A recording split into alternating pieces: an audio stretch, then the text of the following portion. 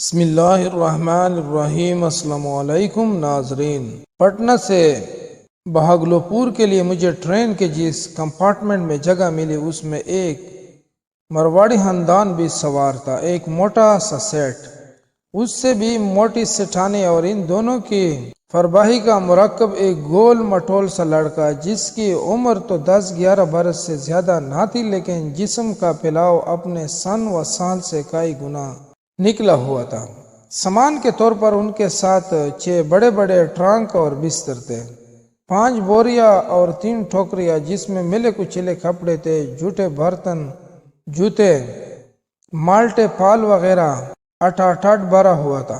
اچار کا برتن، 2-3 ناشتہ دان، انگیٹھی، کوئلے، روڑیاں، تھال، 2 بالٹیاں جس میں اسٹیشن کے نال سے پانی بھر کر کمپارٹمنٹ میں رکھ لیا گیا تھا۔ ڈبے کے ایک کونے میں خشک مٹی کی ڈھیری تھی جسے صابنوں کے لیے استعمال کیا جاتا تھا۔ فرسٹ کلاس کا غسلخانہ ناپاک سمجھا جاتا تھا، اس لیے سیٹ سٹھانے اور اس کے فرزند ارجمند ڈبے میں ہی کلی کیا کرتے تھے، مٹی مل مل کر ہاتھ دھوتے تھے اور تھوڑے تھوڑے وقفے کے بعد انگیٹھی لا کر پوریا، باجیا اور حلوے گرم کر کے تناول فرماتے تھے۔ فرصت کے اوقات میں وہ انگیٹھی تھی خراٹے لیتے تھے اور زور زور سے ڈکارے مارتے تھے۔ چند ہی گھنٹوں میں کمپارٹمنٹ کی فضا میں مچھلی کی دکان ایسا نقشہ جم گیا، وہی بو، وہی کثافت، وہی بنبناتی ہوئی مکھیاں، وہی غل غپاڑا۔ کیونکہ سیٹ صاحب اور سٹھانی سانس تھوڑے بغیر اونچی آواز میں لگاتار اپنے گھریلو سیاست پر تبصرہ کرنے کے شوقین تھے۔ اس دوران اس کا فرزند دلپذیر بھی کبھی احتجاجاً کبھی اثباتاً اپنی چیخ و پکار کا اضافہ کرتا رہتا تھا۔ سٹھانی کو غالباً اپنے پرانے دھمے کی شکایت تھی، کیونکہ جب وہ کھاتی یا بولتی یا ڈکارے نہ لے رہی ہوتی تو وہ بڑی شدت سے کھانستی تھی اور کنکار کر گائے کے مکھن کی طرح زرد بلغم اپنی سیٹ کے نیچے توکتی تھی۔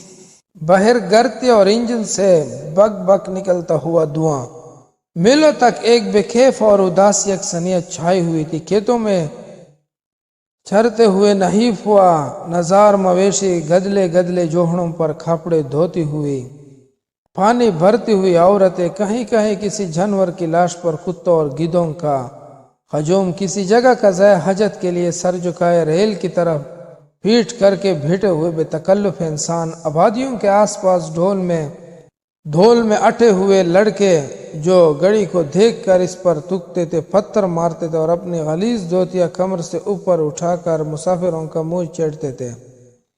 اسٹیشنوں پر ملی واردیوں ملبوس ٹکٹ چیکر گرسنا کے بیکڑیوں کی طرح منڈلاتے پھرتے تھے، مڑی تڑی ہاڑیوں والے اپاہج چھوکرے، آندھی عورت اور زام کے مرے ہوئے بکھاری انگنت خداؤں کا واسطہ دے دے کر مانگ رہے تھے۔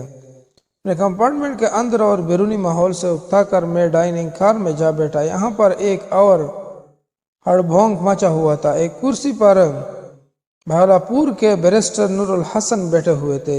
یہ چھوٹے قد کے فربا اندام مٹول بزرگ تھے۔ انہوں نے ہلکا نیلا سوٹ زیب تن کیا ہوا تھا جس کی پتلون ان کے بھری برکھام پیٹ پر یوں ہوئی تھی جیسے کسی مٹے کے پھیندے پر ایک تنگ سا غلاف چڑھا ہوا ہو۔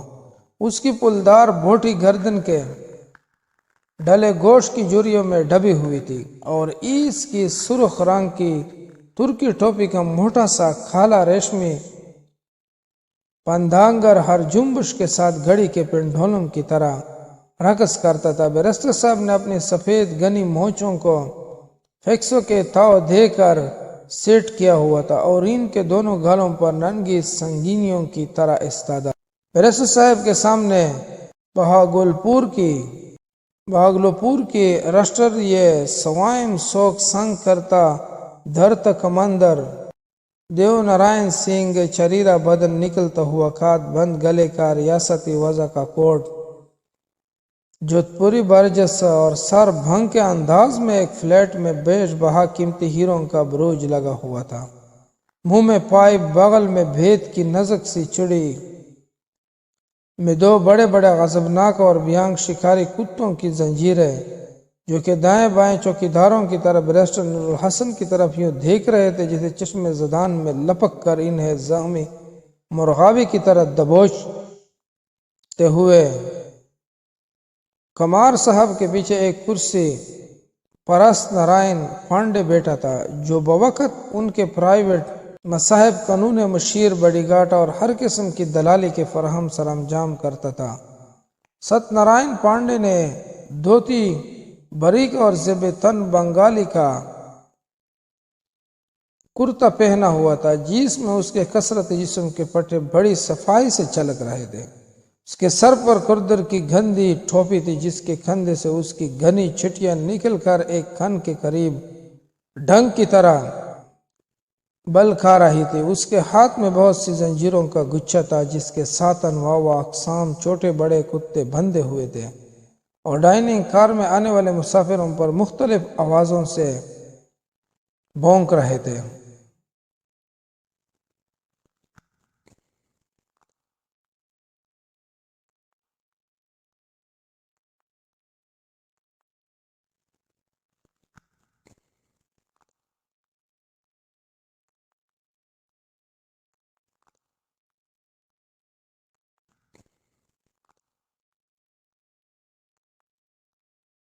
کار میں آنے والے مسافروں پر مختلف آوازوں سے بھونک رہے تھے۔